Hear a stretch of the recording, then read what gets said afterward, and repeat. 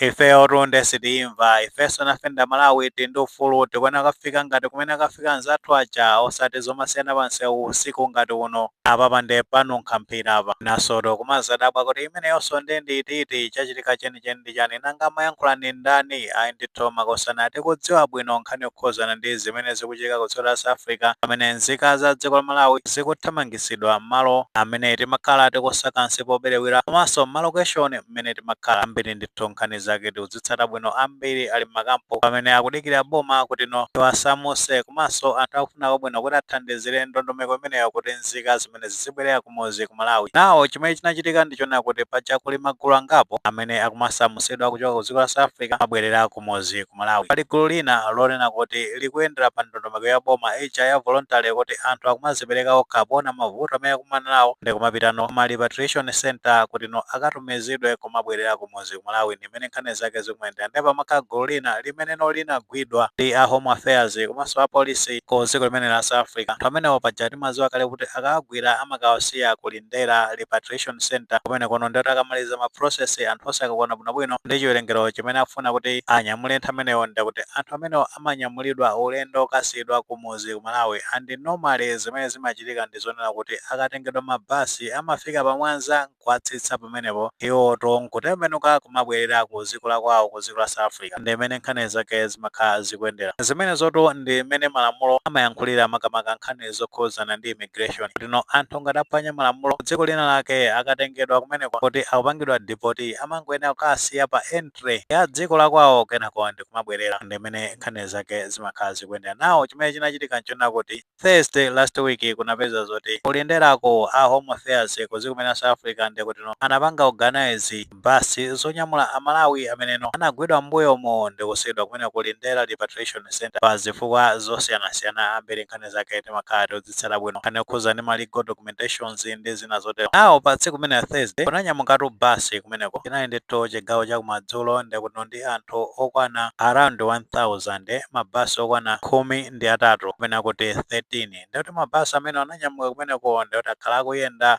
ulendoto kumapita ku Malawi kuti no mwayi zolowezi ndikuti akafika pamwanza boda akuyenera zoti kuwatsitsa anthu amenewo atembenuke azibwerera ku dziko la kwawo ndimene nkhani zake zimene akukhalira. Nawo chimene chinachitika nchona kuti magayi amenewa atafika pamwanza dzulo ndikuti anafika ndi mdima ndithu kunja kutada ndi azi mwa malamulo ndikuti basi zimenezi zimene akuwatsitsa anthu pamenepo nkutembenuka kumabwerera kuti azipita kwawo ku dziko la South Africa ndi zitafika pamene pa nzikatu za Malawi kuwawuza zoti magayi mwafika kwanu tsikani ife titembenuse basi tizibwerera ndikuti magayiro anakana pamenepo kunena zonoti osakumva zimenezo akuyeneka zona kuti awatenge pamenepo akawasiyetu ku Blantyre kumene anzawonso amakhala akupita paja monga tafotokozeka kuti ndondomeko ina yomwe noboma imakhala ikupanga repatriate anthu amene akhuzidwa ndi ziwawa za xenophobia imene dongosolo lake ambiri timatsata bwino kuti amawatenga kukasiya ku Kamuzu Stadium kumeneko ndoti akamapanga organize china chonse papasa ma transport kuti anthu amenewo azikhala akubwerera kwawo kumene amachokera ku dziko la Malawi. Tinonanso mmene zinakhalira pakati pa George Chabonda ndi timu yawo anapita kumeneko Kamuzu Stadium kumene anayankhulako ziwiri zitatu makamaka kuyankhula ndi anthu amene anapanga repatriate kuchoka ku dziko limene la South Africa zake ambiri tinazitsata bwino. Ndi gulu limene likuona kuti linavuta kwambiri pamwanza after ndikuti no officials kuchokera kumbali ya dziko la Malawi apamwanzapo aboma amenewo afotokozera magayi kuno kuti magayi malamulo amanena zona kuti inuyo mmene mwafika pamwanza pano ndikuti mwafika kwanu magayi awo asiyeni azibwerera kwawo akutengani kumeneko kuzakusiyani pano apa pano ndikuti mukuyenera kupeza initiative yanu mwafika ku Malawi basi muona kuti mupanga bwanji muzipita mmakwanu. Magayi amvekera ndithu zimene zonse ifesere kuimva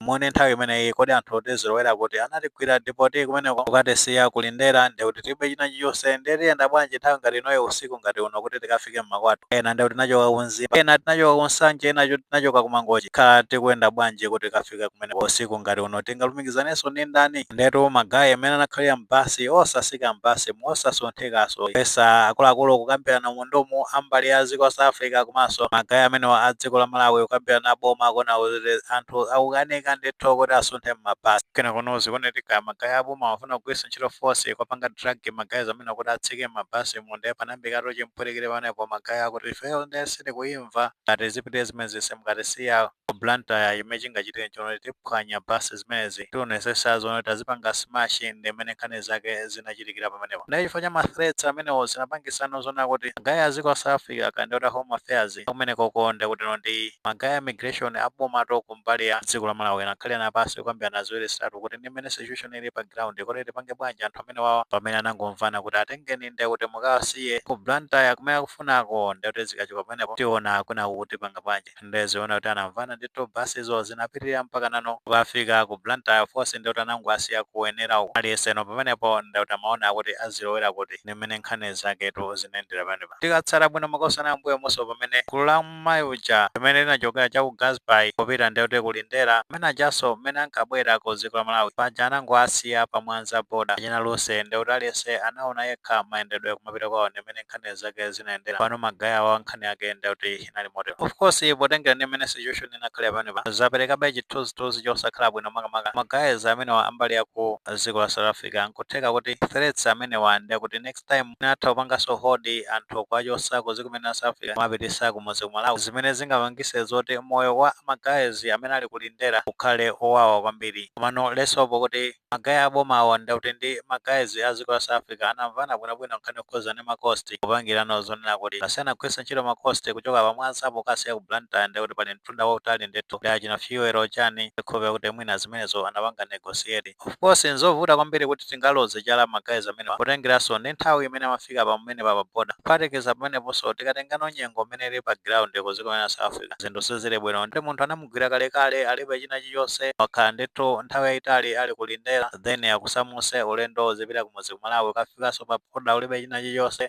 mkwiyo ndi ma frustrations imene zili zinthu ndi zovuta pamano mwina apanakhala zoti aboma makhaso ndi initiative makamaka ndi imene akuchitira kati timu imeneyi imene akuyisamusa palero imene ya voluntary repatriation ndi kuti nomwezi zikuthandizira kuti anthu amene azikhala zona kuti ali safe ndi imene nkhani zake zikuyendera. Makosana potenga ndi imene situation ili pa ground padakali pano pamene kulili ku Durban CBD zinthu sizili bwino kukampo kumene kuja tangona nikafuta chaka amene anthu azazira pamenepo amene akupanga ma process oti anthu amene akwere basi azibwerera kumudzi ku Malawi.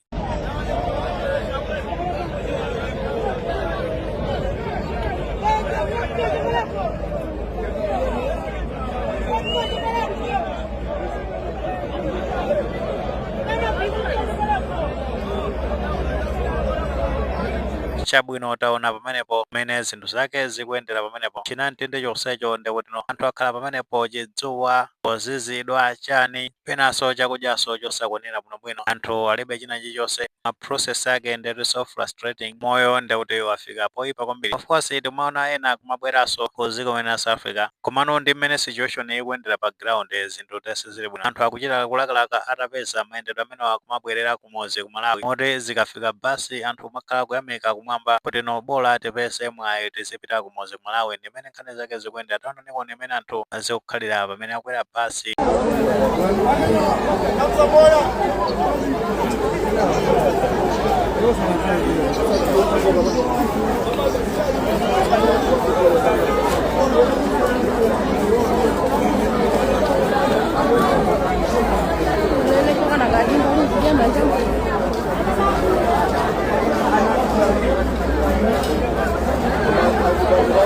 Taona pamenepo zinthu zake zovutavuta ndithu so anthu amakhala frustrations iksiso kuti akupita kumudzi ndi kuti alibenso china chilichonse nthumba chani anasiya kugwira ntchito pakanthawi ndi kuti anathamangisidwa kumene amagwira ntchito penanso malipironso osapasanso a mwezi umenewo zinthu zake zosayenda. Of course tinaona kuti anthu akufuna kwabwino ngati a Shepherd Bushiri ndi kuti achanathandiza basi zimene zikuthandizira kuti zisamuse anthu amene wati naonanso makamaka ma interview imene anachita pakati pa kucheza ndi anthu amene ali pa ground komanso ndi kuti ogwira ntchito za umoyo kumene ku South Africa tiyamikire ndithu basi zake zanyamula anthu ndithu titha kuonanso mu footage kamene kakuti anthu ndi kuti amapanga zotembenuka kumapita kumudzi ku Malawi zinthu zabwino kwambiri. Kwa amene tapita kumudzi ku Malawi tiyese kutenga ma chances ena ngati tingathe kupusha nzotheka bwinobwino kupusha paja magayi aboma mwaza kamba za ngongole choncho ngati likhale ndi mwayi wotenga ngongole zimenezo ndithu tingopusha kwa amene tingakwanise kupanga process ya documentation ilongosoka bwinobwino legal documentation ende kuti zitha kutichitira bwino kuti pomabwereranso kuzikumene Africa ngati tingabwerere kuti tikhale ndi documentation yolongosoka bwinobwino zitatero zitha kutithandiza ngakhale kuti makapi amenewa amene amazitchula kuti machi amazayankhulanso zawo zoduka mutu komano titakhala ndi ma legal documents zitha kuthandizira kwambiri kuti makamaka pamene tikusakasakaso ma opportunities sitingavutane ngakhale ndi ma employers kuteto atipase mwayi wa ntchito kumenewa. Ayi mmene mankhani zake nimene zayendera nkutheka mwini maganizo pa nkhani imeneyi ngati maganizo alipo titha kufotokoza comment section koma timapereka tikumbukirenso kulemekeza maganizo anzathu.